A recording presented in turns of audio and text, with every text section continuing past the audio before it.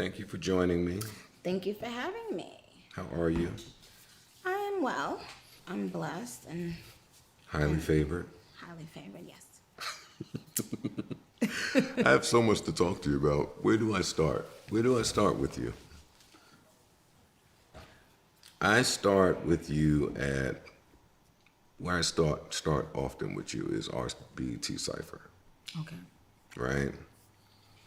I focused there. I think that was '09, somewhere in that area. It was me, it was you, it was Wale, it was a few people there. And word was around. Nicki is in this cipher. Yeah, Really? word was around. Okay.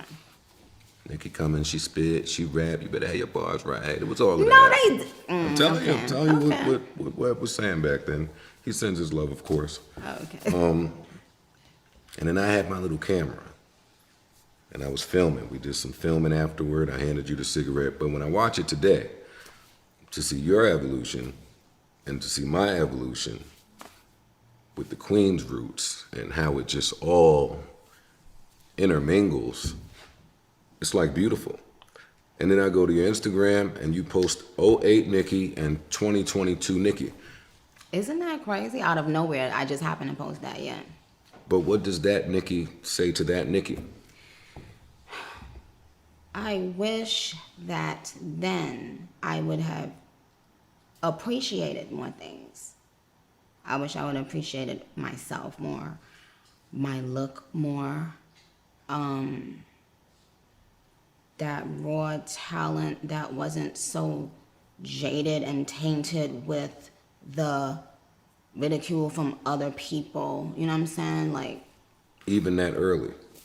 well, yeah, that early, I was still in that good place where artists are, where we are when we just start getting a little bit known, and we're thinking, oh, I'm just about to do what I love and make people happy, and then before all of the other stuff comes in, you know what I'm saying? For label stuff, or you know, and remember, social media was just beginning when I started, so I was like everybody. I was a lot of people's guinea pig. I was one of the first people to be shitted on the internet, on social media, like non-fucking stop. Every day I would go on, and it was some new story, made up story, or bad picture, or it wasn't acceptable to have surgery at all or anything. Even though, and at that time, I had never had surgery. I had ass shots, which till this day I realize, even what I did, and even with me not consulting with anyone to do something like that, how insane that was. Like, it's not that you go to a doctor, a professional person. No, it's some random person Yeah, shorty in the Bronx. comes in. I was in Atlanta Queens. at the time. And actually what happened was I kept on being around Wayne and them. And at that time, Wayne, he always talking about big booties, and all. Wayne would have like a new chick in the studio every session. So it was always a new big booty. Creative support. That's what I like to call that. A new big booty there. A muse. Right. Actually, yes. muse. Actually, it was. They were his muses. You like to look to the side and see something with some ass sitting there while That's you're trying to right. come up with a line. That's right. And yes, I want to make sure I don't downplay those women, because they have a big part in the journey of a rapper's career. You know what I'm saying? Because when they are out there, they would give him that fuel. Them smiling, them listening. He would do stuff and then just see organically what they would respond Of to, course. right?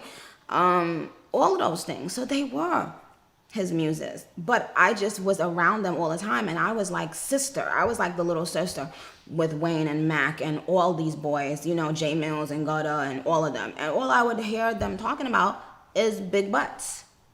And I didn't feel complete or good enough, good as them, as those girls, because I'm like, oh my God, this is what you're supposed to look like in the rap culture, and I don't look like that.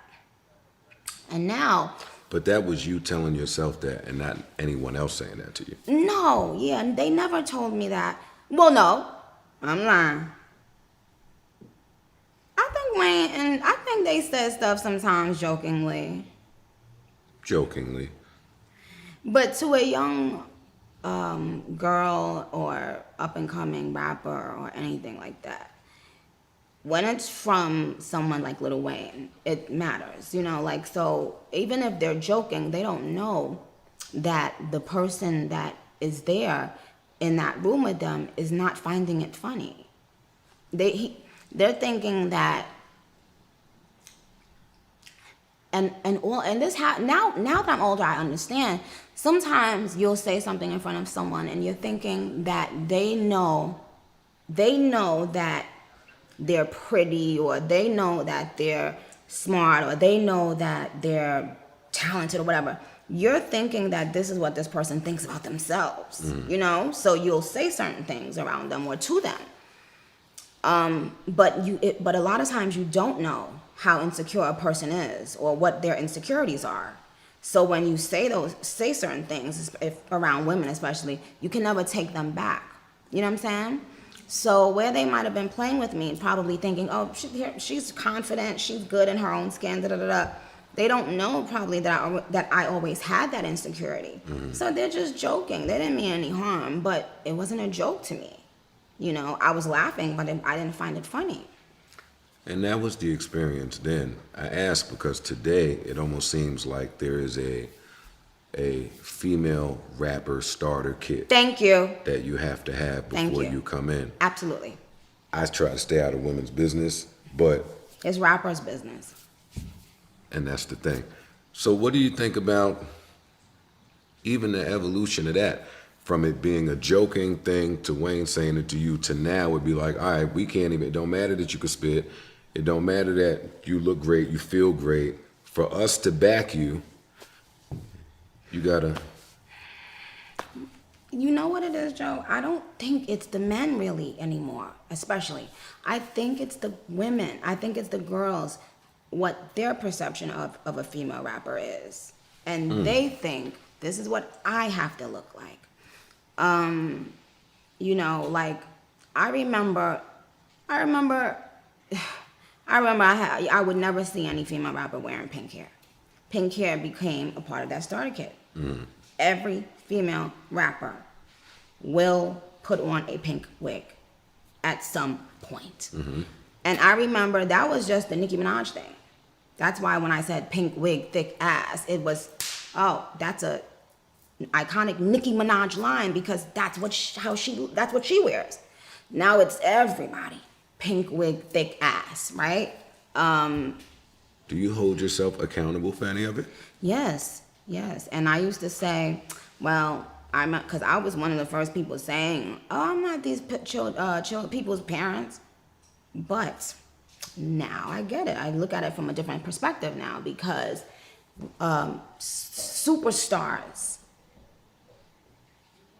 inadvertently become role models, no matter what. You can be the weirdest druggie in the world. If they like your music, they're listening to it over and over and over. It's programming. And they might try some of those things they hear you talk about. I remember I had a conversation with Future one time in the studio. And he said something that I will never forget. And he laughed while he said it. He was like, yeah, people be thinking I do people be thinking I'm really doing a lot of drugs because I rap about it all the time. But they don't even be knowing I'm a lightweight. I said, in my head. Because there are a lot of people that are huge Future fans, for instance. And that's how they're going to feel closer to him because they're doing what they're hearing him rap about. Not knowing that he ain't on it like that. Not like that, no. So that's why it's important. But you can't fault an artist. See, that's the thing. Just because you say you are a role model doesn't mean you're telling someone you're bad.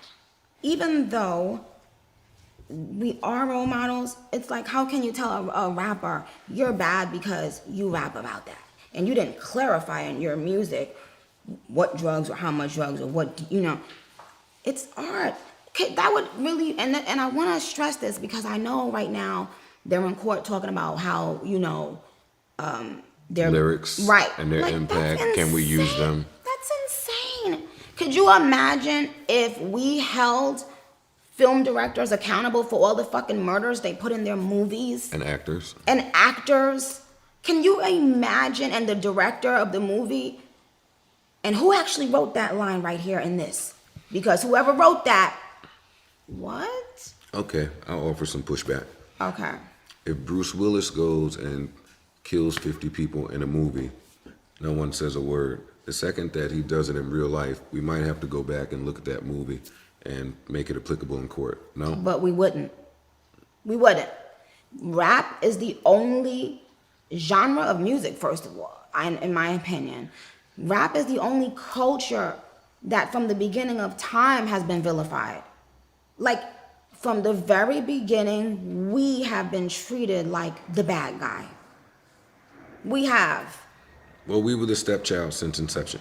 Fact. Yeah. So they've been blaming us for stuff forever, since the beginning. So it's not like they do that to actors. It would be different if y'all always point a finger at actors, and then Bruce Willis does something, and then we say, oh, see what he was doing in his movie? No, Bruce Willis doesn't wear a target on his back every day as an actor. No, rappers do. They look at us where we're from. We can't help where we're from. We can't help that we are from the hood and we didn't have anything and we had to do certain things to get money. We can't help that. I'm sure Bruce Willis probably didn't have to do those things. So he's looked at as more as a law-abiding citizen. So our minds won't even go there. If he was to go to a court for something like that, they wouldn't even bring up his movies. Because he gets to go be Bruce Willis when he goes home, and you don't get to go be Onika. Right. I understand. Right. We're held to a different level of judgment. We just, from the beginning of time, we always have been. So I don't think they would ever bring up any movies that these, especially the white actors, do. Now, maybe a 50 Cent show or a movie, maybe they would do it to them. I think it's just about the culture. I think it's just about our culture. I think even if it was a black movie, sometimes they would do the same thing. I just don't think any culture that's predominantly white ever deals with that. Are you aware Eric Adams, the New York mayor? Oh, and about drill music? Yeah. He said his son let him hear something and said, hey, this is dangerous shit. And then he went on the news and said this needs to be abolished or something of the sort. And then all the drill rappers responded. But yeah, Eric Adams thinks that drill music is a threat and it's the reason that New York City crime is increased. Shame on him. Shame on him. And shouldn't somebody else educate him outside of his child? God. And shouldn't he spend more time on educating himself than just speaking about it the very next day? Well, I think that, and what you just said, if we even just start looking at that, why is he doing that? The reason why he's probably doing that is to point the finger. Oh, hey, if anybody ever looks at my record as, mayor and whatever, it's this drill music. That's what it is. Let's get this out of here. What? Well, drill music wasn't around in the 80s when everything was, why they had to do the Just Say No campaign and all this stuff when it was all this drugs and murder rate crazy skyrocketing. Was drill music there, Mr. Adams? No. What the fuck are you talking about? Yeah, I think they blame rap music in the 80s too, though. Oh my God. But they didn't blame rock stars, rock and roll. Rock and roll has been at the front of doing, partying for a very long time. Drugs, sex, drugs, and rock and roll, right? Synonymous. But when you see one of these white rock stars, our minds don't go on crime and drugs and all this bad stuff. Why? It's a different image. It's different treatment. Like I was about to ask you about just longevity in rap. as a woman. But when you think of rock and rollers and you think longevity is what, 50, 60 years? That's right. You've been around how long now? Well, I guess since technically 2007. Technically 2007. So Do you feel the weight of being tasked with adding to what longevity as a woman in hip hop looks like today? of course. Like, cause you're basically like I don't want to say the blueprint, but that's where we are now. We had Kim who had a run, we had Foxy who had a run, Lauren had a run, Missy had a run. Today though, you just kind of get to run and create and do as you please. It's a different era, it's a different time. Yeah. Is there pressure that comes with it? Of course. Of course. Because in the very beginning of my career, I would always say in interviews that I don't feel that female rappers were given their just due in terms of on a long-term spectrum. Like, in my opinion, how they, in my opinion, the female rappers before me, I would always say they should have retired as moguls, right? Like big, huge moguls. And I would say, why isn't there a female version of Jay-Z, who at that time, even when I was coming in, we could see that he was on moguls, that, you know what I'm saying? Like, so I was like, I'm going to be that person. I'm going to do that. And even what I've done, I haven't done what I want to do, what I need to do, what I will do yet. I know it because I'm talking about full out mogul. But did they have the opportunities? Did they have the same opportunities?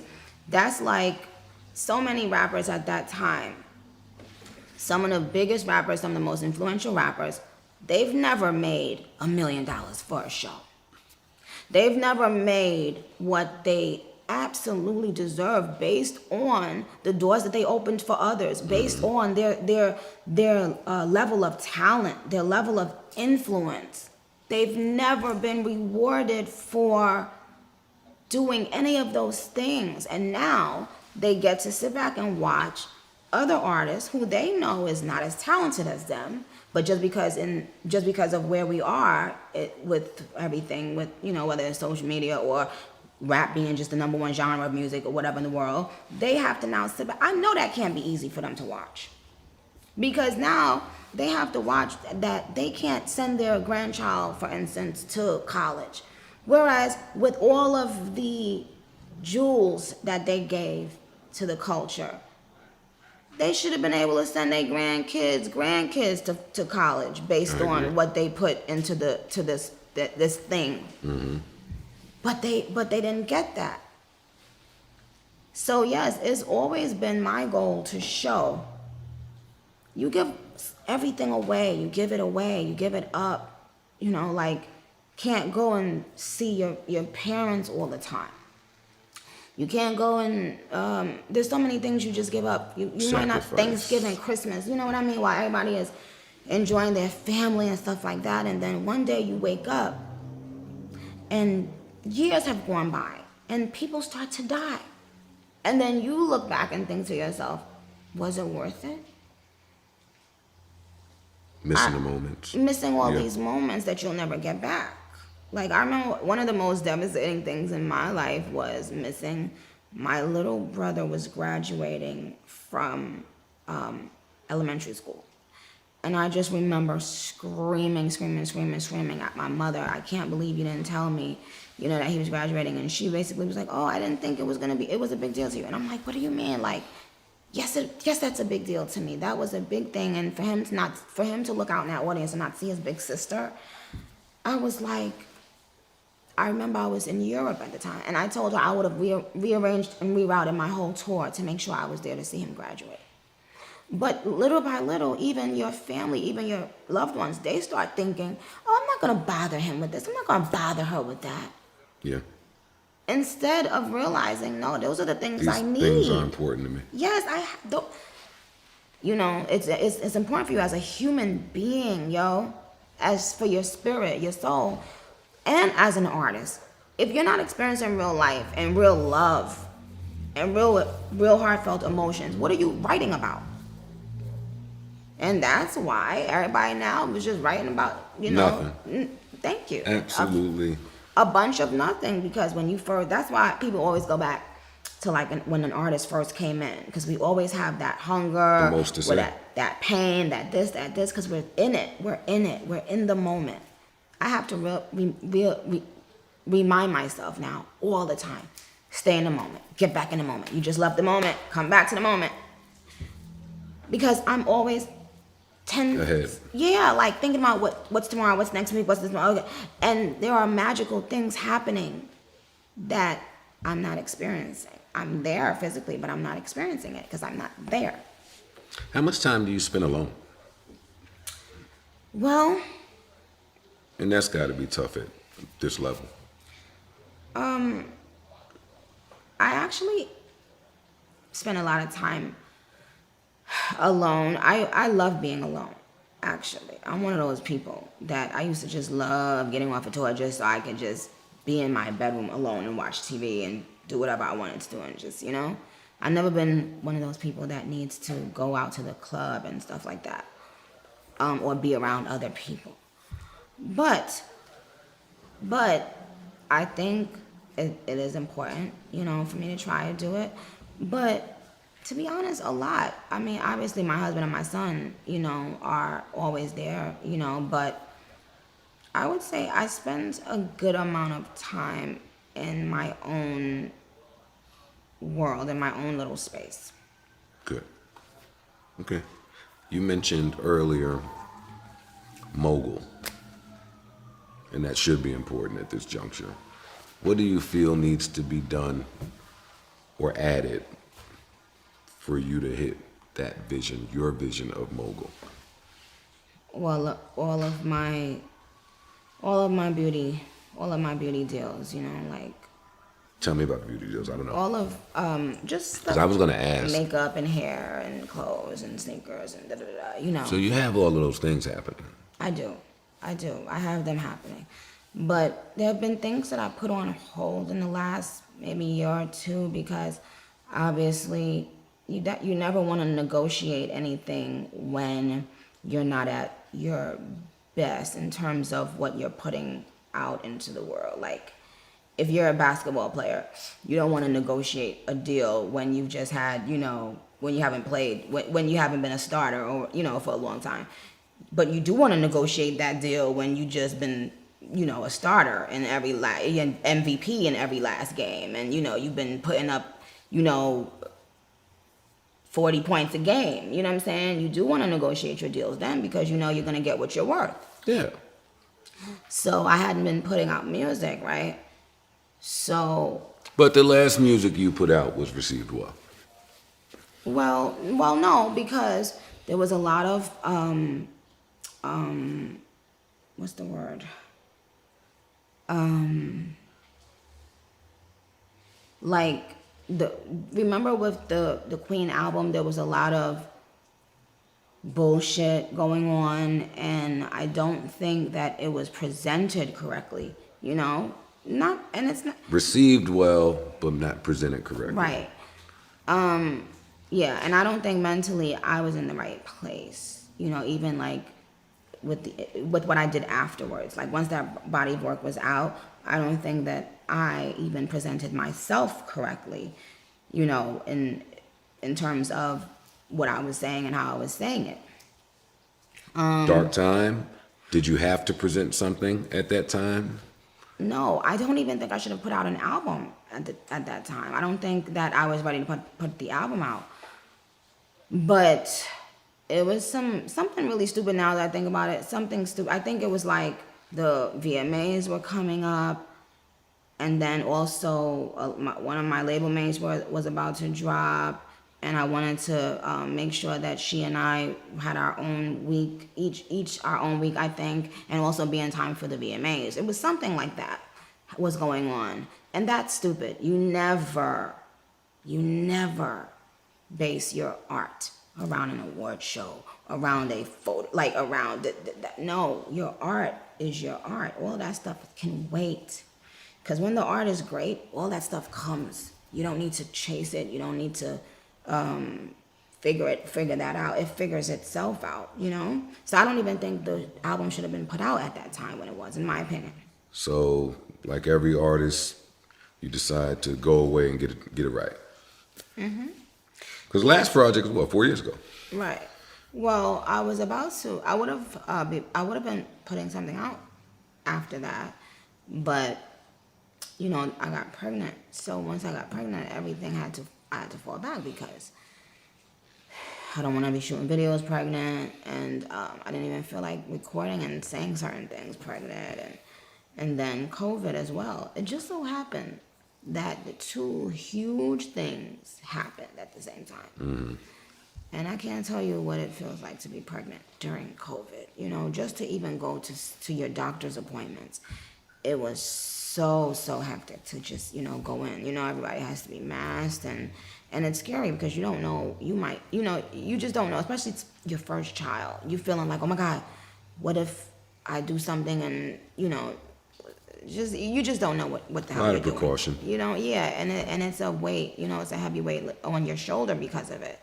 So I had to do that. I had to have the baby, and then COVID, and then once I had the baby, you know, as a woman, you have to get back in shape and start, you know, just getting also. But Yo, that's so unfair for y'all, yo. Why is there like this window that y'all have to get back in shape, look the greatest, and be right back out? Like, why y'all can't just chill? I guess you can. I mean, so many women do. You But know, there's a pressure. there's a price you pay for taking too much time chilling, right? So you don't want to do that. But also, I also wanted to bond with my child. Like I see it sometimes, you know, some people pop the baby out and I couldn't. I wanted to bond with my son. I didn't want to just have nannies around. He still doesn't have a nanny. For real? So he still has never had a nanny. Go ahead. Never. But it's very hectic, time consuming because I did, you know, I hired 4 nannies. They just didn't work out, you know, so I'm just trying to get someone that I really love. So you tried the nanny thing. Oh, yes. And wasn't compatible. So far. But obviously we do have to get them acclimated with someone. Because, Yeah, because you're going to have to show up places on time at some point. Yeah, and I have to travel outside the country. I have to do a bunch of stuff. I have to tour. Can't tour and, you know, be taking care of the baby and doing all that stuff and, you know, be on stage every night. So this is like a roller coaster now. You come off the album, there's COVID, there's pregnancy, there's a baby, I got to get back in the Nicki mode. Now you got to kind of relearn yourself. yeah, because I also went through writer's block, severe writer's block. After the baby, During the pregnancy. you was writing a bunch of whack shit. Huh? You was writing whack shit. Yeah, oh yeah, for sure. Well, I wasn't even writing anything. I was trying, and I wouldn't have no ideas. I think I was too worried about the baby, or like I was just online Googling and YouTubing pregnant women all day. Like, oh, what did they do? How did they do? You know, and it was so many women. Because what they do is just not celebrities, regular women. They document their journey, and it makes it so easy so that those questions that you might have, these women are telling you, you know, what happens and answering questions, what to take to the, you know, when you go to the hospital and how it's going to be raising a newborn and how much, you know, sleep, just a bunch of stuff. So I was consumed with that because, hello, I'm about to have a baby. I'm all the way in California. I don't have a bunch of family around me. What am I going to need to do? Well, I wasn't thinking about no damn writing some hot raps. Yeah, naturally so. You know. How long did it take you to get acclimated or get out of writer's block? Well, I came out of writer's block with seeing green. Literally, yes. Okay, so, and how that happened was I texted Drake one time and I was like, you know what? I want to put out, I was like, the label wants to put out Beam Me Up Scotty. And I was like, I can't put out a mixtape and not give them something new, right? I was like, yo, what's hot out right now that you think I should jump on? And instead of him telling me, he texted me back and said, jump on this. And I listened to the song, And I'm so out of it. I was like, oh, this is out already? Y'all put this out? It was because him and Wayne was already on it. And he was like, no, I was like, oh my God. So I kept on trying to write to it. I couldn't think of anything. I mean, everything I was saying was just so stupid and bad. And those is the two last niggas you want to be whack with. Exactly. Nobody knows what type of pressure that was. I sent Drake like 6 different verses. Yo, but you know what's funny about you? Like, from the outside looking in, of course. Like, you invite that pressure I from, know, from, I do. from the niggas that spit. I know. Right? Even now. Like, not one Lil Baby song, it's 2 Lil Baby songs. And he on there going crazy. You listening thinking, she's back at it again. Just pairing herself with the niggas that's... Oh, yeah. Oh, yeah. So you like that pressure? Oh, I need that pressure. I have to have a sparring partner. Like, how do people get great? I mean, I don't want to. But you always put yourself just in the category of the niggas. Right. Like, you make it a point to say, yo, don't just put me with them. Oh, yeah. Like, put me with them. Well, it's because that's what I fell in love with about rap. I fell in love with, and everybody falls in love with different things. I fell in love with who spit the hottest rap, who spit the hottest verse on this song. That's just how I always been. So I gravitated to like Foxy Brown because I felt like she used to spit like a dude. Oh my God, Love Foxy. Yeah, like her precision was just like, even till this day, I think her precision in the way she pronounces everything and her clarity is just unmatched. And that's what I wanted to be like, I was never thinking about what everybody probably thinks I was thinking about. I was thinking about, Biggie and Jay-Z and these types of people who had the better verse on this and who had the better verse on that. That's always what intrigued me. So now when people I think at one point, people tried to bully me out of that mindset. Like, so that the bar could be lowered for women, Why does it have to be about dope raps? You're a rapper. Who cares about if the rap is dope? Could you imagine telling Michael Jordan basketball shouldn't be about just how many baskets, how many times you hit from the free throw line, how many 3-point shots you made, that's how many rebounds, how many. Can you imagine telling Mike Tyson or Muhammad Ali it shouldn't be about your technique? No. No one would ever say that to these people. These are people, the greats in sports.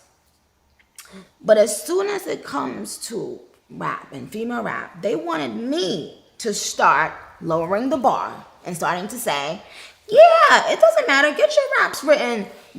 Have bad verses. Have not thought out verses. Say anything. Who cares? It's just music. Ha ha ha. But to me, that's not what it is. And now, if that's what it is to you, you have every right to do that. But if it's not that to me, why should I say it is? You don't have to. And I didn't, and I don't. It's probably safer to put yourself in the box with the niggas, because if you start rapping like the aggressive raps to women or catered to women, the media people just think that it's smoke when it's just aggressive rap. Oh, they always do that to me. They've been doing that to me since the beginning. No, but we stopped doing that now. Oh, though. yeah, okay. No, we stopped now. Okay. There's a concentrated, I think, effort for the girlies to play nice with each other. I can see it. Right. Either play nice with each other or respect everyone's space. Right. So I'm not gonna be the media nigga to put something in that, but I like that. Do you notice it? Are you cognizant of it? Yes, of course. Of course. It's been, but it didn't start. Stop. It didn't start from there. It didn't come from a good place. It came from the place of, well, yeah, it's great. Let's move on. Yeah, wherever it came from, who cares? It's great. Yeah, it's great. And that was on display with that whole City Girls thing that we learned over the internet, however it was birthed. Like, that was more just leadership in that direction. Like, we don't need to mess. That's right.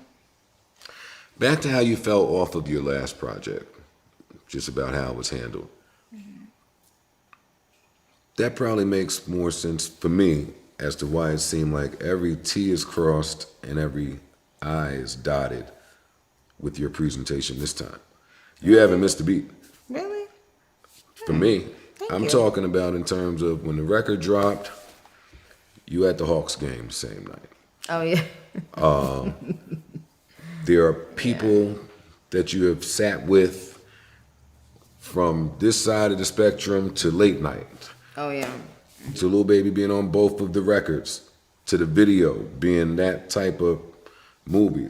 For me, there's mad effort Yes. into presentation Yeah, for sure. here. For sure. And it's not even the album rollout. It's just my rap song rollout. It's not even like a crossover record or anything like that. Yes. So you're right. Even that, right? Like normally when we hear, okay, Nicki Minaj is dropping 2 records. One of them is going to be the Little Puppy Smashy single. And then one is going to be for the heads. And Right. But this time they both was kind of joints. Rap. Yeah, because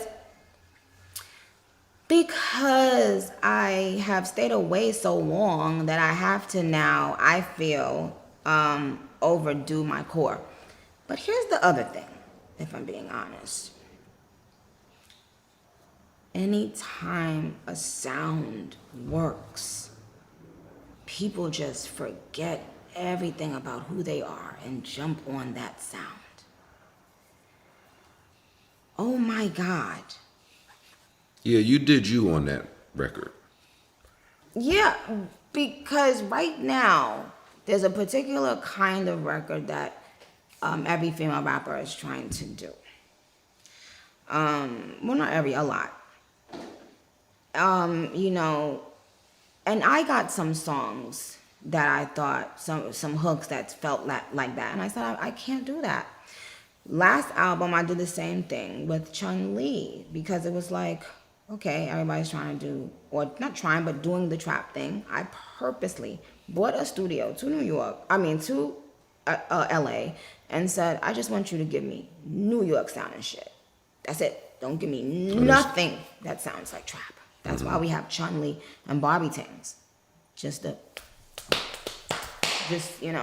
Because everybody's doing that. Now, if I were to come out with a crossover record right now, that sounds like what everybody is doing with, I wouldn't feel good about myself.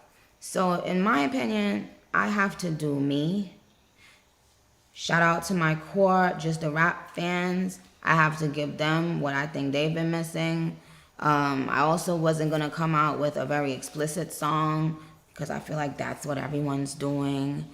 Everybody seems to be doing, something extremely explicit or a kind of a hook that sounds like, because, once anybody has success with anything, it seems like everybody just jumps on that sound. Even if they may not have even liked it, it might be people behind them telling them to do it. Once you do that, and once you do it a couple times, who then are you? We've now forgotten who you are. And so I don't think people realize that if you jump on it, every trend, you become faceless. It's like... This is a deep point. Yeah, it's important. It's important people know this. Yes, I know you want the biggest radio smash. So somebody in your camp told you, well, you gotta do this because she just won with that. So you gotta have a hook that sound like that. Okay. Now, when they talk about female rappers, eventually your identity goes away.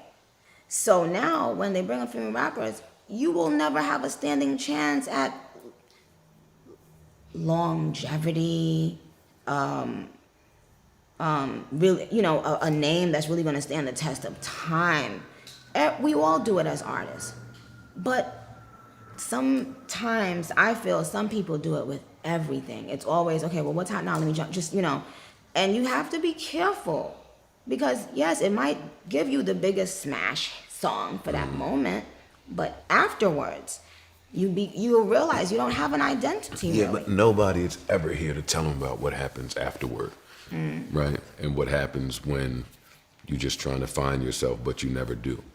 Like some people are not in it for back end money or making sure their kids are all right. Some people just want the quick notoriety, the quick record, and I'm done with this. Give me my quick pub check and I'm out. Got it. Everybody's Okay. not passionate, right, about this. Okay. You're right. You're right. I guess you're right. How do guess. you avoid that type of complacency at this juncture in your career? How do you go about creating and rolling out differently, just challenging you? Fuck what the label is saying, what the fans are saying. How do you just avoid boredom with creating? I don't know. I just think it comes from me being very hard on myself naturally. You know, like I'm telling you, I have songs right now that if I was to put it out, they would check all the boxes that people probably think I want to have checked. But I can't live with myself. What people want, a lot of people want, and what I want, I guess, are different. I want to be able to have integrity. I want to be able to, when I go home at night, look at myself and be like, solid individual right here, period. I don't give a shit. Like, I don't mind if someone says, oh, she's a bitch or she's this, she's that. But I'm a solid human being, solid person. So, as an artist, I hold myself to that same standard. I can't just blow whichever way the wind blows that day. You know what I'm saying? In order to chart or in order to sell or in order to whatever. I fell back for years because I don't need to be in the rat race of whatever it is that people are doing. You know what I'm saying? Like, people think that right now, the rat race about number ones or this, you know, on Billboard Hot 100 is the only thing they should be caring about. When I said this, but I don't think this came out yet. I think I talked about this in my documentary. But in the history of rap, you've never and will never hear anybody disputing who is the best MC. You know how we have those MC talks? You'll never in the history of rap hear somebody say, oh, you know what's the tiebreaker? Who had the most number ones? No. Who had the most number ones between Jay-Z, Biggie, and Nas? Who had the most Grammys between Jay-Z, Biggie, and Nas? You'll never, ever in life hear any hip-hop head say, well, the tiebreaker for me to decide who is the illest rapper, let's ask that. No. So I think a lot of people got into it like thinking that that's what mattered, and now they're realizing that doesn't matter. Because if that was the case, I would have been long gone being discussed. But you see that that's not what people care about in rap, in the culture. We care about technique, and it's not always supposed to be metaphors and all of that. Some people that I love don't spit metaphors, and that's not their style, and that's fine. Like, I think that's the other thing. I think people think that I only look at certain kinds of rappers as dope. No. It's a lot of rappers that don't rap like that. But you could still see they're passionate about what they do and how they do it, and that it's authentic to who they are. And they're not switching it up every second just because of something, you know, is hot this season. So that's a different level of respect that you have for those people. I agree. Speaking of respect, I saw you say that you would do a verses with one or two people. We all got to guessing. I already know who one of those people would and should be. My guess would be Kim. The other one, I had no idea. I was stumped a little bit. I thought that maybe you put that there just to stump niggas, because who else would this be outside of Kim, Missy? I don't think, respectfully, I don't think Foxy, I don't think that's there. It's just Kim and Missy, and maybe Lauren, but I don't even see that. I don't see it stylistically. I haven't said anyone's name, Only me. Yeah, no, I'm saying the names. I'm not saying anybody's name. But that's something that you would seriously be open to. I feel like you just want to get up there and slaughter somebody with a bunch of hits and features. No, because I approach those things as a rap fan, not as Nicki Minaj. Okay. Just as a rap fan. And I think that there are a lot of, I'm not a lot Knock of, your but I'm just stick. saying, like, Yo. no, it's just about if somebody can play their joints and have people reminisce and go crazy and that, you know. So, yes, there are. Oh, you and Kim got to do it, man. Because now that I'm listening to what you're saying, the reminisce, go crazy. You know, that's got to happen. It's got to happen. A few minutes ago, you said you were starting something else that sounded really big, which brings me back to my mogul shit. Documentary. Oh, yeah. Documentary. Oh, God. I don't. There's a. You said it. I didn't. Well, we're doing a documentary, but when it's ready, I'll let everybody know. I'm not talking about it anymore because my fans then start making up things in their own head and saying it's supposed to be out this time. So it'll be out when it's ready. That's what I'm gonna start just saying. It'll be out when it's ready, and I'm not gonna talk about anything else. I'm not doing that anymore. I'm not putting anything out in the world because it's a lot of people that just Okay, so can you tell me more about the management company then? Oh, okay. Well, I just want to hear about your thoughts, and your visions for you and your brand in like the next 5 years. I feel like you've done it already in music. Okay. Like I almost feel like to talk to you about music, unless I'm talking about what you've learned and what you've experienced, is almost asinine. For me, you're like a legacy act now. Okay. Like you have to be mentioned there, and we could talk about what you did, and anything you do moving forward don't really change that part for me. Okay. But when I see the women's, right? When I see like Riri and Fenty, when I see fucking Kim and the Fendi Skims, when I see fucking Cash Doll acting, Davies act, just niggas doing different things. And I come to one of the biggest brands that we have, you intrigue me when I hear about the different ways that your mind is working. Like I wouldn't think management is a passion for you.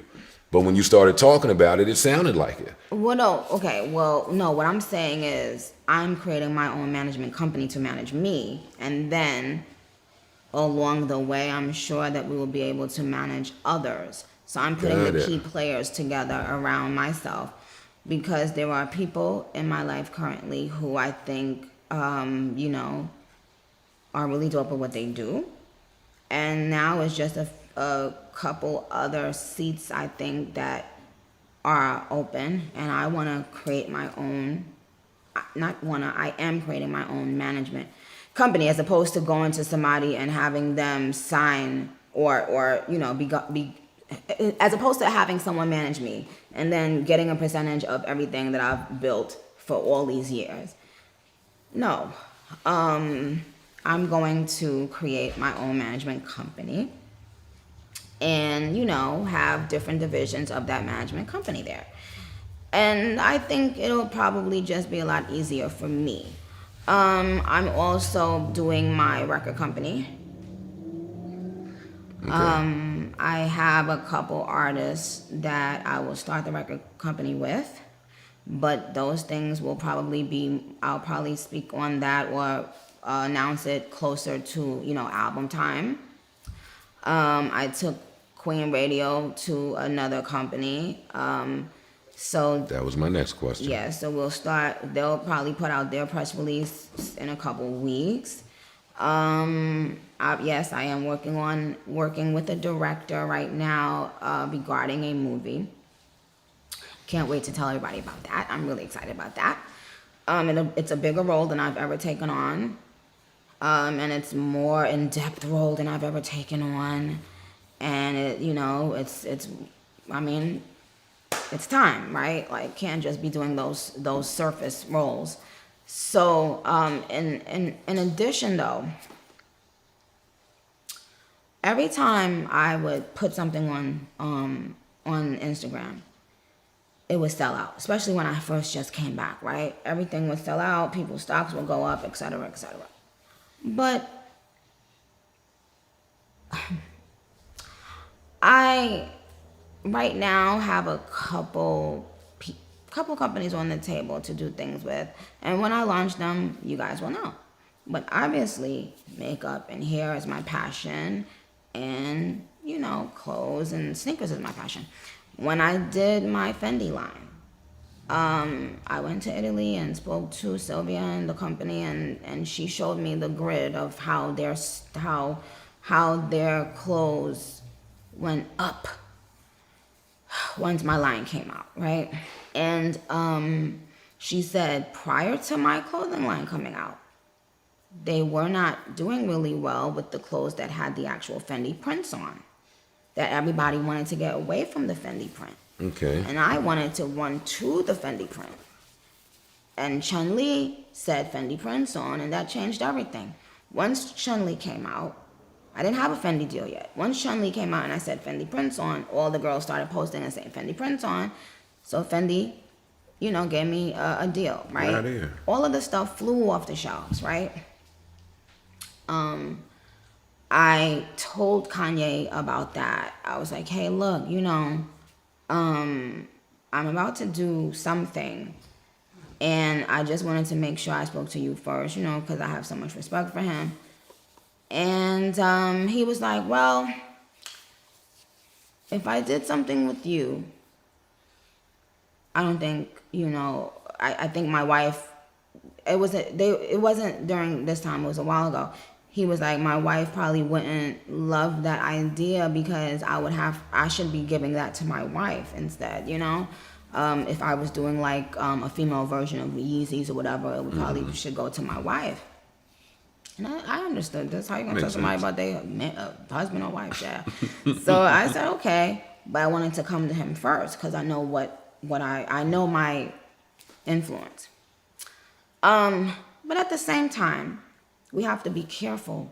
When we say things like, so Kanye was very vocal about the fashion industry not letting him in at one time. Mm-hmm. So if a black female rapper who has just shown herself to be sellable in that space, and this is not from Joe Schmo down the block, it's from Fendi, saying, right, all of these things flew off the shelf. Then when I come to you as a black man that I look up to, I'm doing that because you inspired me, because you said the fashion industry didn't want to let us in, even though we're so influential. And then when I did ask, just put it on his radar, he said how he thought his wife would feel about it. And we didn't really speak much more about it. Now I'm not saying that she said that. She wasn't there. So I want to make it clear. But that's what he thought, that how she would feel about it. And so it is what it is. But we have to be careful, like, that when we put those things out there and when a door is open, that we do, figure out a way to have another black face there, you know what I'm saying, in that space. Because what's the point if not, That's why it takes us so long to get into so many things, even though we are the most influential people on the planet. Well, that's why me asking you about Queen Radio was so important to me, because yeah, you're great at it, but the symbolism and what it means for Nicki Minaj to be in media and dedicated and consistent in this area, it says something. It says something to the women looking up, trying to do this thing. Same thing the young black men are saying about the Brian Flores black head coaching situation in the NFL. Like, you need that representation, Right. the same representation you're talking about in fashion. Like, it's important. Yeah. Especially with your relationship with fashion, it just seems like that's... Right. It just seems like it's 1 and 1 makes 2. Yeah. Remember when I told you about when we first started talking, I said the thing about pink wig, thick ass, right? And everybody knew me for wearing the pink wigs, right? You would think that right now hip hop is the biggest, most influential genre in the world, right? Mm-hmm. You would think the biggest female rapper of all time, who has set so many trends, would have been on the cover of American Vogue, but she hasn't. Now, listen to this. When Billie Eilish comes out and she sets a trend with her green hair, she's immediately put on American Vogue. Mm-hmm. Yeah. But when a black female rapper who has been setting the trend for 10 years does it, no one says anything. A big part of the reason why we're not represented is because we have to, what I think we're doing now, I think we're all speaking up for each other. So I think now you've made it so, we've all made it so, no, people have to pay attention to what they're doing, how they're treating black artists and black people, and there has to be representation, et cetera, et cetera. I remember I would be, I would do magazine covers, right? And they would always ask me not to wear pink hair. But I would see Katy Perry on the cover with pink hair, and I would see Lady Gaga on the cover with pink hair. I came in the game wearing pink hair and Chinese bangs, but whenever it was time to be represented on certain covers or in fashion, it was, no, we need you stripped down, no, down. Mm-hmm. But I've been a trendsetter. So I was talking to Soulja Boy the other day. I said, you know what's funny? Fellow trendsetter. Yes. I said, you know what's funny? We as a community, we all say when we love you and we laugh when you say that you started something and you have your receipts to prove it or whatever. I was like, but if I say that, I am immediately shunned and, it immediately, for some reason, is a bad thing for a black woman to say, I started that trend. For some reason. And it's other black women sometimes doing it to, we, and I want to make sure I say we, sometimes we do that to each other and we're not realizing that no white person ain't going to go up there and say, oh, Billie Eilish didn't start this trend, et cetera, et cetera. No, they just going to let her have her shine. Mm-hmm. They're going to say, yeah, she put that on the map. Whether she put it on the map or not, she's successful, she's beautiful, she got everybody wearing a certain hairstyle. I know I love her. And when she does do these covers, they're beautiful. So when Soulja Boy says it, it seems like we find the humor in it. I don't think we would find that same humor if you did it. Why? But forget humor. I don't think we only find humor when Soulja Boy says it. I think we find humor in truth. And there's truth in humor. And that's why it's funnier, because there's receipts to prove it. With a lot of it. Some of that other shit he just be talking. Not everything he says, but I'm saying a lot of stuff he said, people were like, oh, wow, you know what he did, whatever. He didn't start everything in the world, but he is a trendsetter. He did certain things, whatever. And he's educating the people that might have missed it. Right, exactly. You can't do that. Why? It's bullying. Exactly. Everything I do and say, it's bullying. It's a problem. You've sold too many records that do that. You can't do it. I'm sorry. Do you realize how ridiculous that is? And this is the only reason why I'm saying Listen, that, Joe. when I say something about my accomplishments, they call me a narcissist. It's like, it's not just you. Everybody has their little thing. Really? They call me self-centered. They call me a piece of shit. Hey, why are you telling us what you did? Don't fucking matter what you did. Shut the fuck up. Really? Listen, LeBron had that whole thing a few years ago. Shut up and dribble. Like, where the reporter said whatever they said. Like, they don't want to hear from us outside of our respective fields, no matter the markets that we've influenced. Like, the markets I've influenced don't have nothing really to do with music. Nothing to do with music at all. Some whole other shit. That didn't mean I didn't pick up the shit along the way to affect it. And that don't mean that y'all got to look at me a certain way when I say that I affected it. I think T.I. now is going through something where the comedians are fucking on his ass because he's trying stand-up. He is? Mm-hmm. Really? He's trying stand-up comedy. Good for him. Okay. I encourage people to go do new shit and try new shit. But it's that backlash that you speak of. It's, hey, I'm stepping out, I'm doing something daring and new, and it's my own people that maybe have the most to say about it. Interesting. I didn't know that. Yeah. Okay. Well, why I want you to understand why it matters, Joe.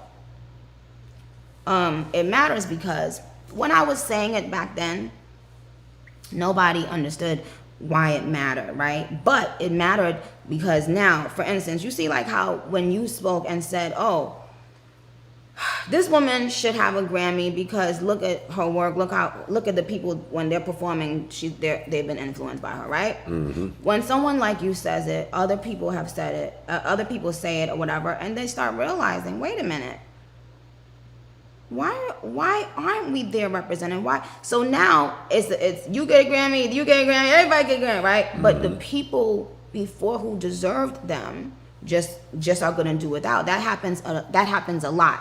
So like right now,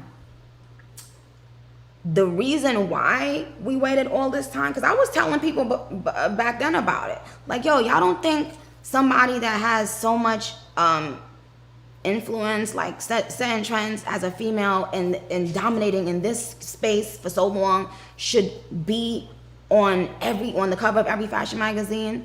People didn't understand why, but then when they started looking back a couple years ago during COVID and everybody was saying, wait a minute, this person was never represented and we don't have representation, it's because we shut each other down. When someone says it, when someone says, hey, guys, don't you think this is a little bit bugged out?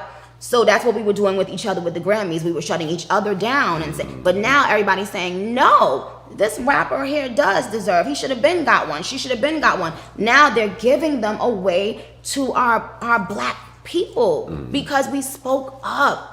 You understand? The fashion industry didn't have to do anything because we didn't really make that much of an impact when we were discussing how crazy it was.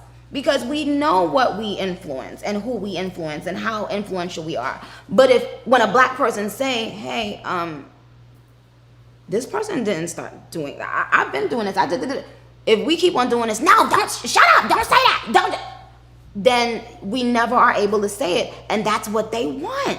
They want us to shut the fuck up and not speak on what we do so they don't have to put us on the covers of stuff. Now that people have been speaking up, now that people are going to be, are on the covers. Now people have been speaking up, people are getting more Grammys. But it takes us, our community, just by ourselves, when we start speaking, everything changes. It doesn't matter what they're doing in their fields. It's when we speak up and when we back each other up for saying it, that's when everything fucking changes. So I think we have to be mindful of when you see a black person saying what they've done, we have to be mindful to not like tear them down because we are looking at it as bragging. But the Jews ain't looking at each other like they bragging when they say what they did. The white people, like, they're giving each other props. Why only we look at each other like we're bragging or we're doing too much? Or why? We've always had to dim ourselves down. We've always had to dim our fucking light down.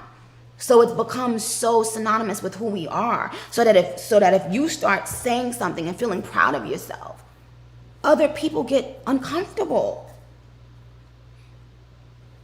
Well, that's why it's important for me to just be proud and not give a fuck what other people have to say about me. But you got to learn that. That thick skin is like an acquired skill. Like we were talking earlier about how you've had to navigate through, well, not just you, but through the blog era and through the vlog era and through camera phone era, and you had to kind of learn to create that way for the people after. It's tough. And we take it for granted. We should let each other in our own communities speak about what we think we did.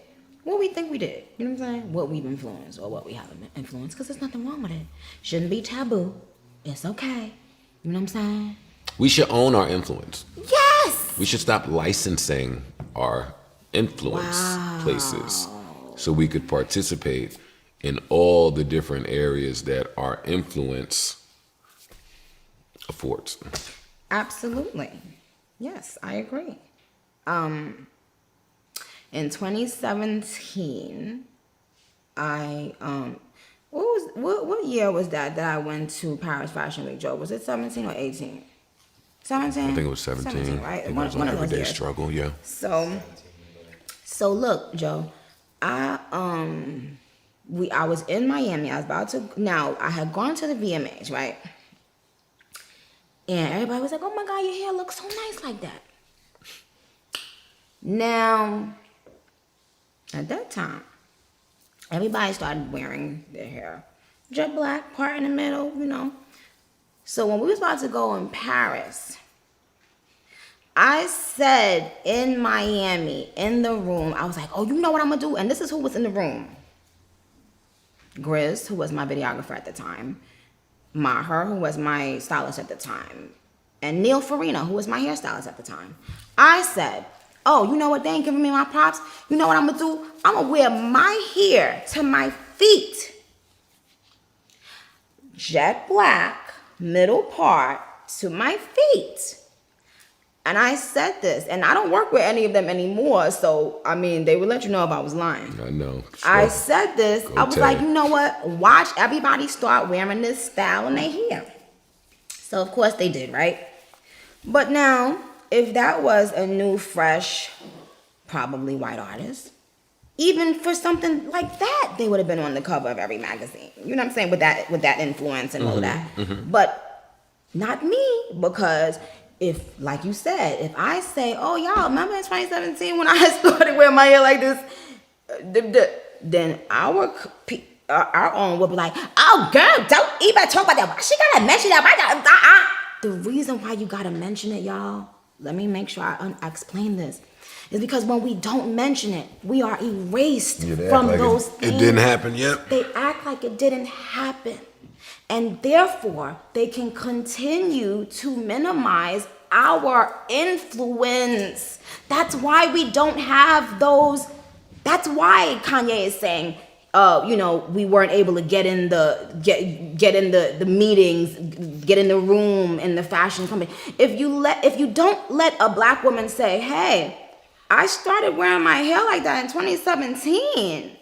If you don't let a black woman say that, somebody else will inadvertently get the credit, and they'll continue showing no regard to black women for what we do for this culture. Very important point that you made. It's very true. That's why Billie Eilish can come out on Monday with a new hairstyle, and on Tuesday she'll be on the cover of American Vogue with it. They don't have to do it with us because we beat ourselves down. Yes, I did start wearing my fucking hair like that. Rest in peace, Karl Lagerfeld, because when he saw me in Paris, he loved it. Now, till this day, everybody is wearing their hair like that. And we just gonna pretend Nicki ain't start doing. I remember when I first started doing my hair. You bitches couldn't even spell Prague. That's right. And when I had my hair like that in my Prague video, people I was love laughing. that Prague they video. was like, where she going with all that thing? That hair was She big. going to and Prague, that. bitch. Where you is? No, but when I went to Prague, they was loving it, child. No, but Joe, I'm happy. I never wanted to talk about it. I can only talk about it with you because you understand from both sides of what's happening. When I started wearing my hair like that, right? The wigs that they were selling, I posted some of them. It was like, it said the Nicki wig. Now, if you go and buy that kind of wig, it's not going to say the Nicki wig because everybody's worn it. And it looks beautiful on everyone. Let me make sure I say that. It looks beautiful on everyone. Everybody should wear it. Mm-hmm. But we never stopped and said, Nicki Minaj changed. Like, I said a lot of fucking trends in hair and a lot of shit, but it doesn't go to us. Let me tell you one other thing. A male rapper said this to me. In 2015. He said, black women would rather give Kim Kardashian their props over giving it to you. They'll rather say, "Oh, I got this from Kim K." And by the way, Kim K is very influential and she has started a lot of trends. And now I'm not going to take that away from her. Mm-hmm. She's very, she starts a lot of trends. But a male rapper said that to me in 2015 and I didn't understand what made him say that. I said, really? He said, yeah, they would rather say they doing something like him than to say they doing something like Nicki Minaj. Why is that? And we didn't get into a long conversation with it, right? Recently, I just want to let people know the reason why the most whatever female rapper or whatever isn't being represented on, hasn't been represented on an American Vogue, whatever. It's because if you don't speak up, we don't fight for each other, then they can take what you did and they can put it on someone else on a different race or whatever, you know, and just act like you never happened. And that's not okay, because it's been happening since the beginning of time, when black men were standing up there singing and dancing and writing music, and white bands were singing their music, and those black men died poor. Their families died poor. Because we don't do that. I was at the VMAs with my hair like that. Kim K had her hair wet and wavy that day. Looked beautiful. The following week at Fashion Week, Kim wore her hair, the long black, right, with the middle part. All I know is I said to my team in that motherfucking hotel in Miami, I said, I'm about to put it to my feet. So when they do it to their feet, they have to, give me my props. Chill. Not at all. Still ain't get them props. And it's not about the props. It's about, let's change the fact that when black people say, hey, I did this and such and such. Like when LL the other day, when everybody was spelling out the thing with the money. And he showed his shit. And he said, look, I did this with the ice, with the, ice, right? And I thought that was dope. I love seeing things like that. I love when people school us and say, oh, I did this and such and such.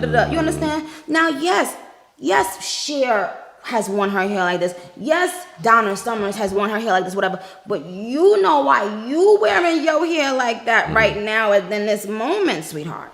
You feel me? Well, that's the thing about influence, right? Like, so powerful, and we have so much of it. But who are we influencing? Like, we don't know. Like, when we type on this internet, we don't know who sees it, who's looking.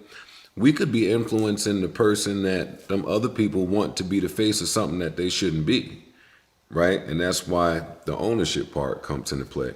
Like you mentioned Kanye earlier, I thought that one little sentence he said was profound when he said, hey, they offered me $100 million for my album exclusively, but I've never met Tim Cook.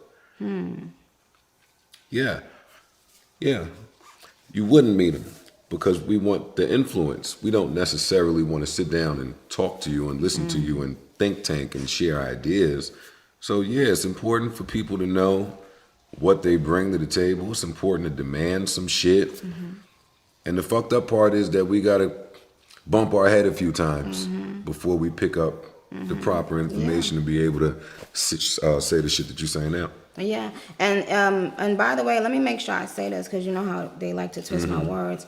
The same way I feel I should have already been on the cover of American Vogue, so should Little Kim. If we being all the way 1,000. If we being all the way 1,000. If this is what your magazine represents, influence. Then how do you not? If we being honest.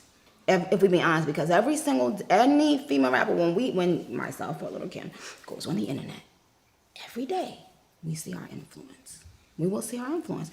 So I'm not gonna say it's about me only, right? And not give that woman her just due about what she did and what. Well, who's on the board, or who's in the meeting, or who's behind the scenes in the think tank, in the think group, in the brain trust, saying, "Hey, well, what about?" Right, and Joe, thank you, because I would have forgot to say this. Yeah. Hold on, let me say this. Because I love, every time I've ever met Anna Wintour, she's been so gracious to me. And in the beginning of my career, she let me sit with her and she showed me love. And so let me make sure I explain this properly. There are people around. Anna Wintour is probably in her 60s. So I don't know how old Anna Wintour is. I don't expect Anna Wintour to know everything that's going on with every rapper in the game. I'm talking to the people around Anna Wintour. I'm talking to the people around the biggest decision makers in fashion, in the fashion world. I don't expect, like, Karl Lagerfeld, he wouldn't have probably seen me if he didn't bump into me at the party that I had happened to go to that day. So look, when he did see me, he did the right thing. He said, I want to do a shoot with you. I love what you have, this hair. You understand? So she may not know I don't expect Anna Wintour to know everything going on in rap. Like, this woman has the biggest job, and one of the biggest jobs in the world. So I want to just say she's always been so gracious to me. It's not about that, but it's what you said, Joe.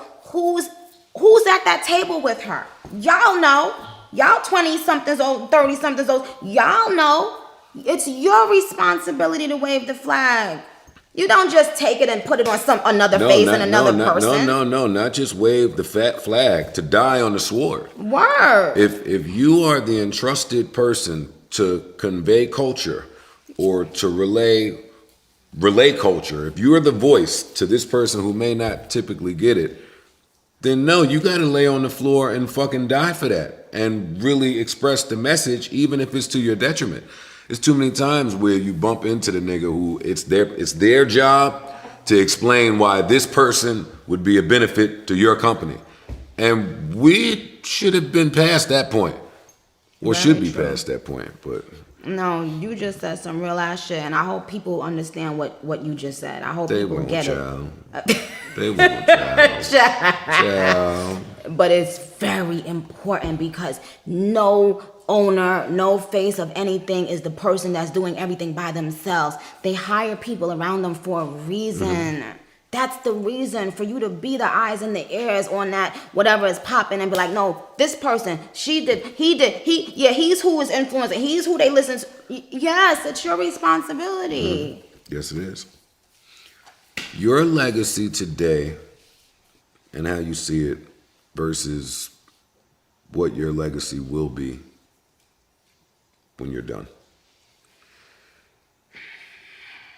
Because listening to you talk, girl, you a long way from done. Your brain, I can almost hear it. Yeah. You got a lot of plans, and they all in so much motion that you can't even fucking really share it. You just got a lot of shit coming, and it all need to be in lieu of one another. Yes, I just feel like I sold myself short when I didn't, like, I'm a businesswoman in a lot of ways, and in a lot of other ways, I didn't let my businesswoman hat come on in time, right? Like, I think it was and I'm not blaming anyone. I think it was my job to know. And people used to tell me sometimes, but I was so caught up with, writing, and I don't think people understand. And this is another thing you'll be able to understand. When you write your own music, it's a very time-consuming thing. People don't understand how long that takes, especially when you're a perfectionist. How many times you cross it out and redo it, and people probably say, "Oh, you bugging, that was ill," and you do it over and over and over.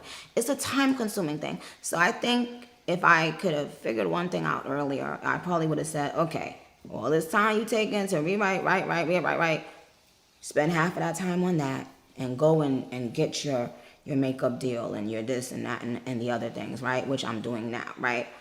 Because, like, when I did the MAC campaign, right, which is a campaign, it funds AIDS research and awareness and stuff like that. I had the highest sales, right, in my MAC campaign. They give you like a lipstick and you sell it, and that's what it goes to benefit people in that that are either living with AIDS or just the research to teach our kids and teach everybody about what's going on with HIV and AIDS, right?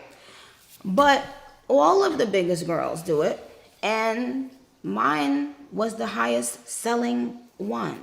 I would put out one lipstick, it would sell out 5 seconds, and we would try little limited things online, it would sell out in 5 seconds.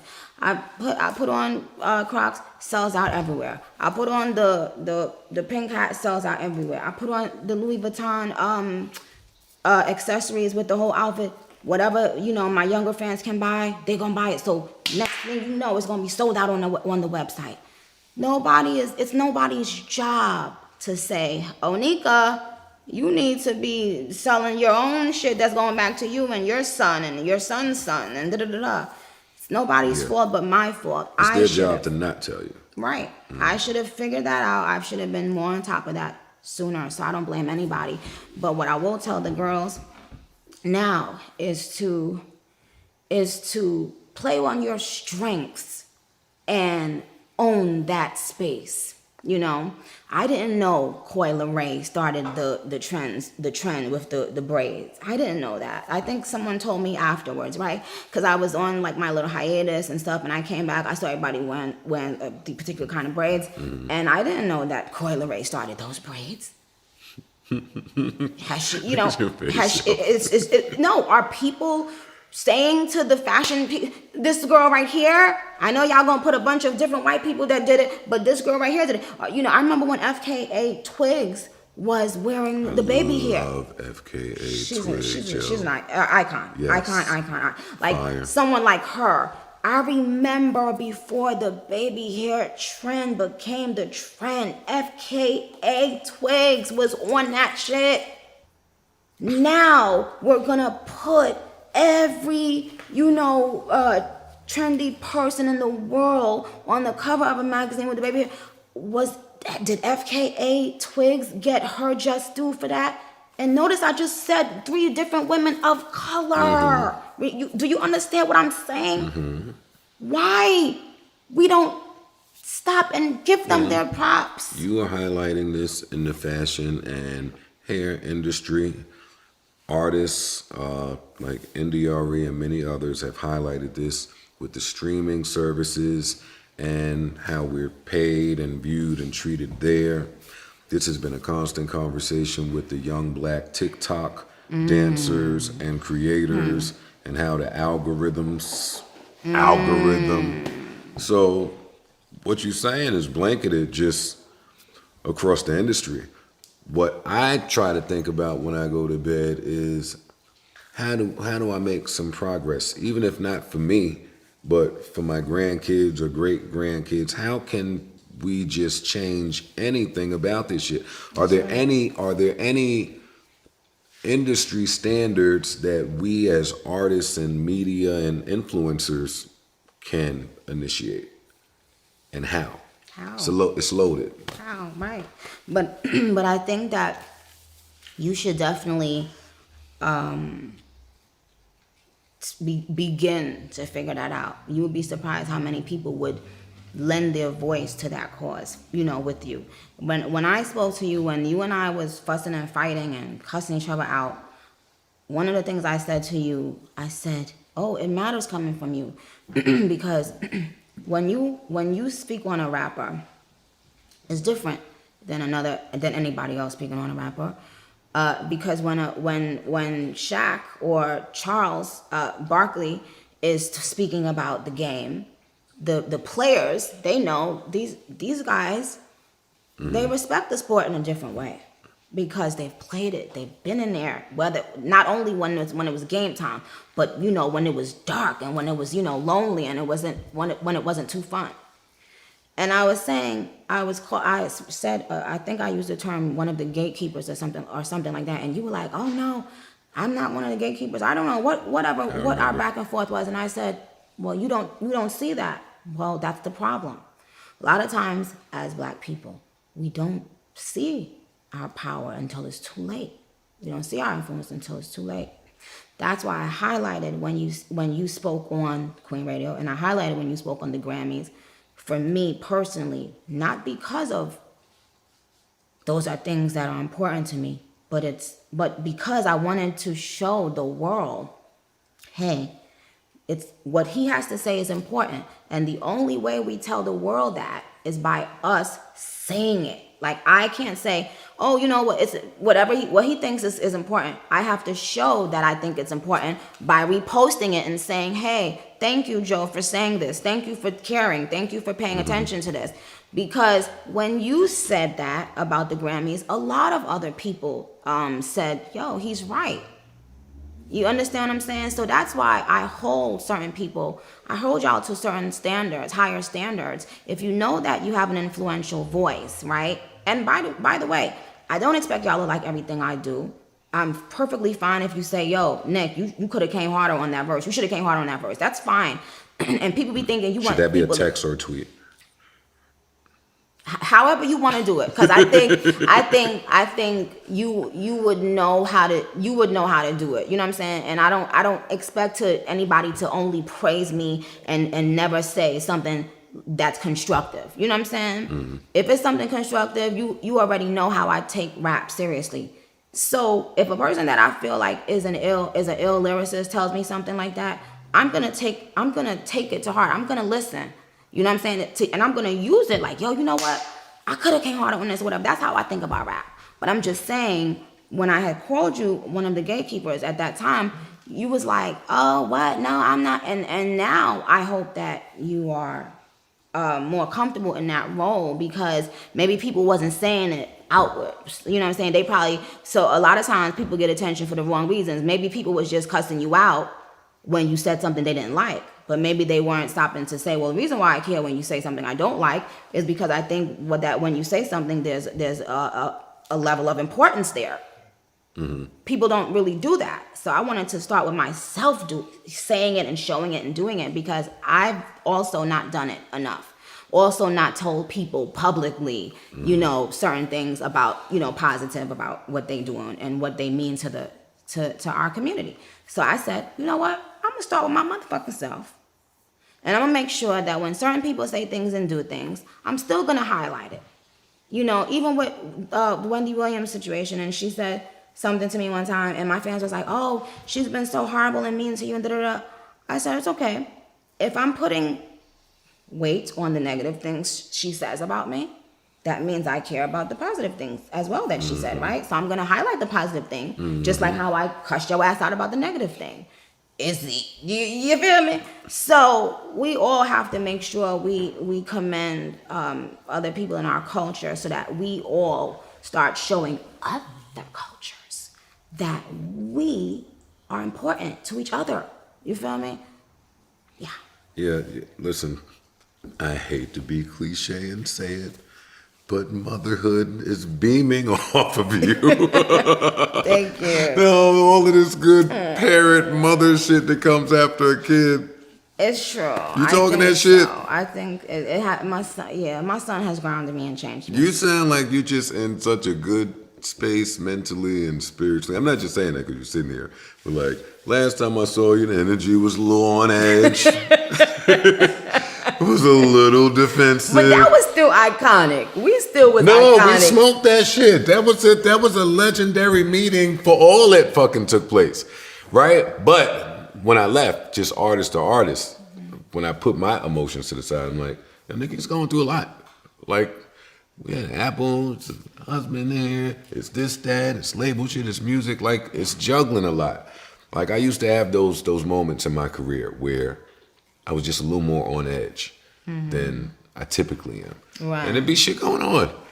So you want to try to be, at least today, I want to try to be more empathetic to what artists have going on. Right. So that's important. Yeah, because you did go over to the other side, and that's why I was like, you acting like you don't know what this shit feels like. Yeah, no, you went over all the way to the other side at one point, and it was just like, you was like on the other side completely. I said, excuse me? Yeah, I remember. But listen, you saying shit like this, and I'm done, but you saying shit like this is what has some of these barbs thinking that my barb card is fake. Some of these barbs think that it's up and it's stuck. No, you have to tell them. Okay. It's like 4 or 5 of them niggas that's still a little flagrant. The rest of them, let me tell the rest you. of them kind of know it's peace. Listen, y'all. Joe did something that erased any craziness he said in the past, which is he spoke up and defended me about something that I had been fighting about for years, and nobody else did it. Nobody else wanted to speak on it. He didn't have to. He knew he was going to get a lot of shit and from other people who, you know, control a lot of the media that comes out, but he didn't care. And when I see people like that take a stance, even when they know they can get backlash. And remember, he's not my friend. He didn't know if it was going to matter to me, or if he was going to he didn't do it thinking, I'm going to get some cool points with this, or I'm going to get an interview with it. It wasn't nothing like that. He did that on his own. In fact, I didn't even know about it right away. I wasn't even on the internet right away. When I came back, I saw that. I said, he said that? What the hell? That was amazing, because you And then on the other side, you know, there was a situation I went through with a breakup, and everybody was tearing me down and having the biggest kiki. And you know, I always say, 50 spoke up for me. He didn't have to. The Game was another one, and also Boosie. Boosie spoke up for me. And so to this day, I always am going to remember those people and respect those people. When people are kicking you while you're down, and somebody says, wait, hold on. You never forget those people. That's just how I am. I'm never gonna forget those people. And during that whole Grammy conversation and all that stuff, and when everybody was using it as a dig at me and to laugh at me, Joe came out and spoke on it and didn't waver on it. He said what the fuck he had to say. Yeah, and we're gonna fix that. And it made a lot of people say, wait a minute, he's right. Because they knew he wasn't saying because, he's in her camp or he's cool or whatever. No. And that's why they respect a person's opinion. They respect people's opinion who's going to just speak truth. No matter if you want kudos from this artist, no matter if you're best friends with this artist or not. Because me and him was not speaking back and forth about shit. I didn't even know you said that. You didn't tell me. I didn't ask you to say that. You didn't tell me you was going to say that. You did that because based on the climate of the culture, you felt it needed to be said. And you said it. So whether or not I get a Grammy or not, I'm still going to remember that this person put his neck out on the line to speak up for me. No, we getting that Grammy. Fuck you talking about. I know that it's an artist we can't not. Fuck you talking about. I mean, you know what? But can I just say something? And I always want to make sure I say this because people think sometimes that you don't care. No, I don't. I'm not saying. And everybody that has a Grammy, you should be proud of yourself. So I want to make sure I say that too. But no, it's just about knowing that my people, just my culture, my community, my circle of hip hop knows what I've put in it. That's all I wanted. That's why I'm not even pressed about that like that. As long as my culture of hip hop. Yeah. We need people on the Grammy board that know that Essence was Song of the Year. Right. Like that. Right. We need to be able, and you want to know what's so funny? We should have our own Grammy board. That's not on the Grammy board. No, now you're talking. Our own you Grammy feel me? board. You could do that. You could do that. You could put together a show. You could put together a show with your own people, and y'all speak on things for yourselves every quarter or whatever. You know what I'm saying? And y'all make up who should have this or who should be nominated, who this, who that. Because if not, there's somebody deciding these things, and we don't even have a name or a face to put to it. Who is deciding these things? You'll never know. Y'all don't care that you don't know who's deciding this. No, you talking that shit. I totally agree. Somebody showed me to this. Now, this is the last thing. One of my fans pulled something up, and it says, wait a minute, this artist's song came out, and it's not on Spotify, top Spotify. It's not on top Apple. It's not on top iTunes. It's not on top Amazon. But their radio play is 5 times what Nicki is getting. Why? And then 2-3 weeks from now, they'll tell y'all, look, this song is better than the songs Nicki dropped because see, it's so high on Billboard. So you're telling me that if an artist drops a song and clearly the people are playing it and it's top 10 on Apple for 2 weeks and it's top on Spotify and it's top, the radio can decide if they want to play that song or not. And then it makes that artist looks like, oh yeah, people ain't feeling your stuff. Mm-hmm. What does this all mean? People need to think about it. Because my fans have been talking about this saying, Nicki don't care about being on the radio. Why would an artist not want to be on radio? Use your brains. But now we're going to do this on another show, Joe, and maybe we can do this on a live or a Zoom or something. I want to have an open dialogue about this. Now, Billboard just changed the rules again about what's going to count and what's not going to count. Now, to me, and I don't know this, so I'm not bad-mouthing anybody or anything, but to me, it makes me feel like, well, once they realize the fans have the power or the artists have the power again, they do stuff to pull the old switcheroo. Yeah. And my fans are like, oh no, you can pay to have your songs on the radio, and you can pay, and then Nicki doesn't want to pay to have her songs on the radio. Can y'all stop talking? If y'all don't know what the fuck y'all be talking about, people, please. That's not how it works. That's not how it works.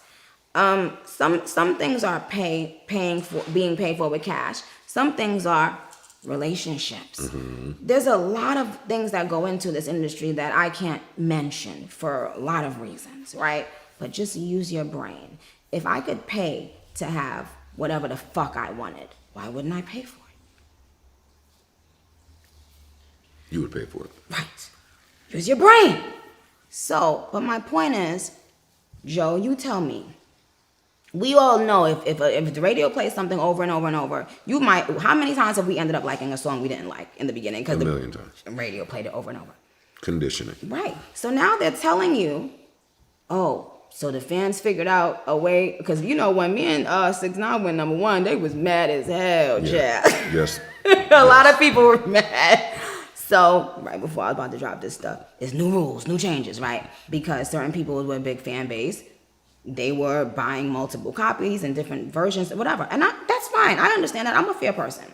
But now what happens when it's naturally, with the general public, still on the top 10 of Apple, and a song that hasn't touched the top 10 of Apple or the top 10 of Spotify, the top 10 of Amazon, Tidal, whatever.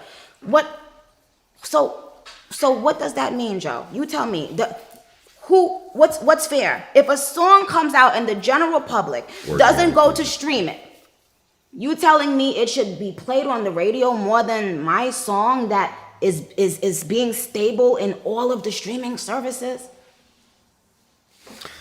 I hate that you have to even ponder these things. Right, it's that, and I wouldn't, other than my fans feel mad, like if they go number 2 and not number 1, they mad and they thinking, oh no, we gotta, and my fans do so much.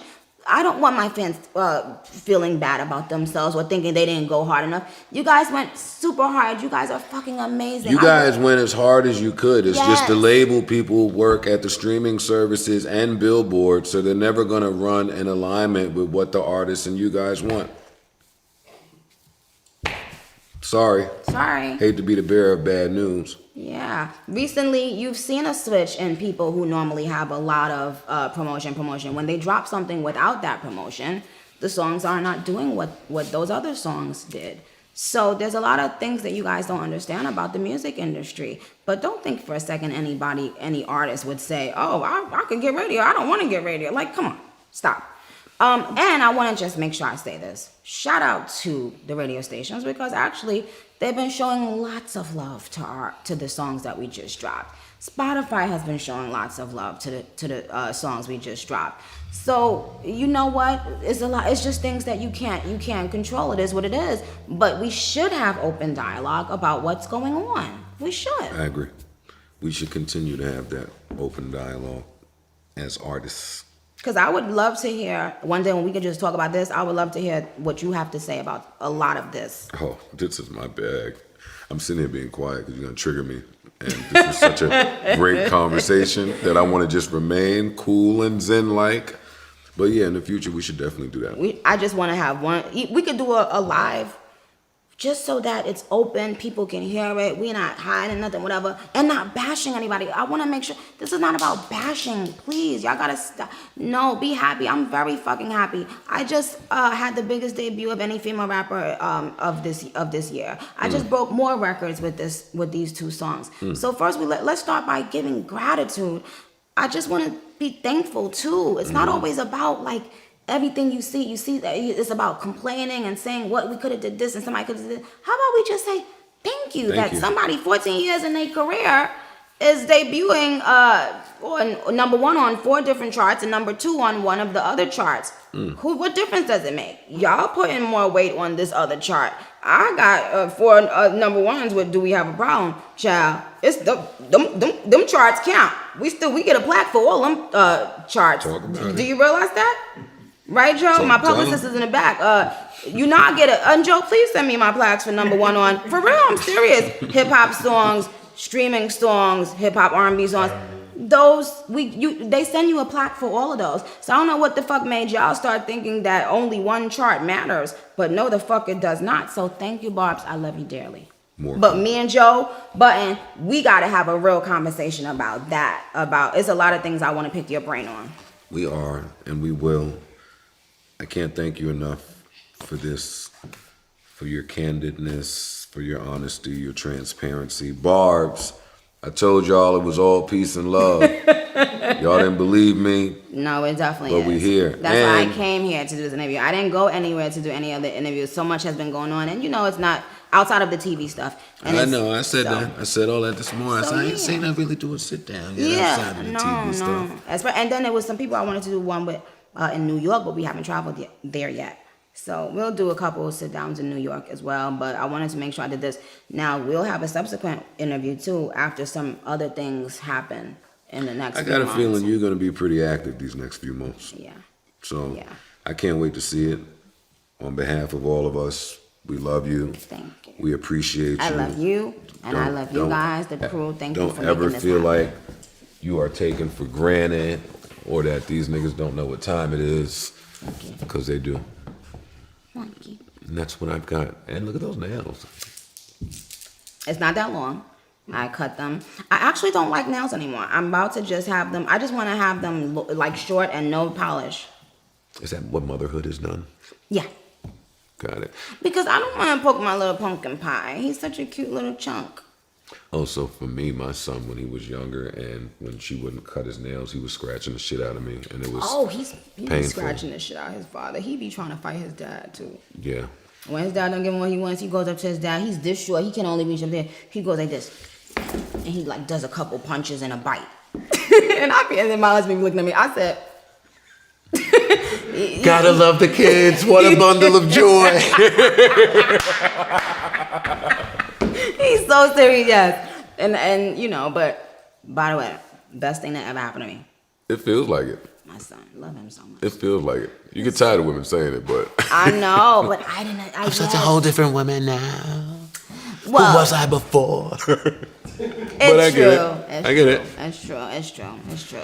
The person lived inside of your stomach for 9 months. When I would be just in my bed by myself, worrying about everything there was to worry about, he was feeling mama, and he was giving me his little blessings. And my last question, because this is a parenting question. Like sometimes I look at my kid and I see some shit that he only got from me that I have to parent against. Have you experienced that? Of course. Okay, that's all I got. Of course. I don't like I don't like his level of determination. And I think it's from his dad too. We're so New York, like that vibe. He is that vibe. And he was born in Beverly Hills. That child. sounds great. You don't want that vibe. Let me not get us It's in trouble. Joe, it's a lot, Joe. A Beverly It's a Hills lot. vibe. But it's a lot. It's a lot. So we gonna have to. You're New York to your core. I don't give a fuck how long you've been out here. I know. Okay. But the baby, I don't know. Who does he think he is? He's just like. His parents, y'all. He's y'all. Yeah, we gonna have to. I'm gonna have to. For the next 2 years, once I could even start putting him on timeout, because right now you can't even put them on timeout. He's looking at you like, what? Wiggling back. I tried to make up a timeout chair. Oh, you first time parent. He stayed in that chair for 2 seconds, looked, cracked up laughing, and then slid on out of it, child. Nothing. And then he knows the word dirty, and he purposely goes by the garbage can just so me or his father can say, no, and then he goes, looks, and then he has this wild look in his eyes, and he goes, and then he runs away, and then he pretends he's saying, that dirty. I said, if you don't sit, show. Yes. And salute the dad. Sound like dad got it under control up there. Oh, no, he worships daddy. That's his best friend. Y'all be hating. Y'all hate when that happens. I am hating. I carried you in my stomach, and you had to do all this to mama. Made mama feet get bigger, one size, and all this stuff. Your feet are beautiful.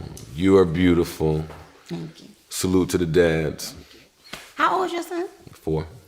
Yeah, you have an older one though. 20. 20 and 4.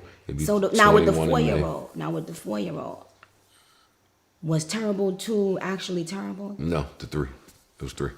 No. It was a little later. 2 was mad peaceful, and I was bragging. I was like, yo, I ain't seen nothing about terrible 2s. And the parents was like, it turned to 3 and 4 now. And certainly, as he got to 3, he do what the fuck he want. Climb all over the couch. Yo, dog, you gonna hurt yourself. Get off of there. Ah! Flip you the bird. What? Yeah, no, they do what they want, boys. And boys are like boys. That's the Yes. thing about kids. He won't like, stop. Even when he hurts himself, Yeah, he's yeah, still yeah. trying to be rugged. And I said, stop. I cry. Anytime he hurts himself, I cry. see, Like a psycho. Yeah, yeah, no, he's at that age, so Oh, okay. it's fine. Ladies and gentlemen, the amazing Nicki Minaj. That is a rap final. Thank you, Joe. Joe, thank you so much. Thank you. Thank you for an amazing interview, Joe, too. You did a great job. No, you were